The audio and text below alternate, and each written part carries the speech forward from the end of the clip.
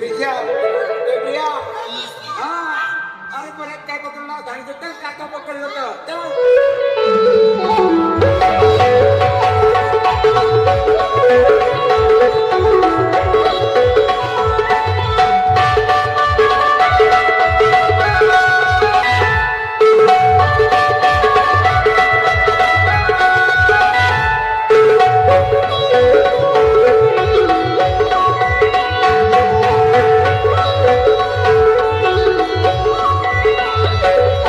उजल्या मातऱ्याची मोठी लागन ते घोड उजल्या मातऱ्याची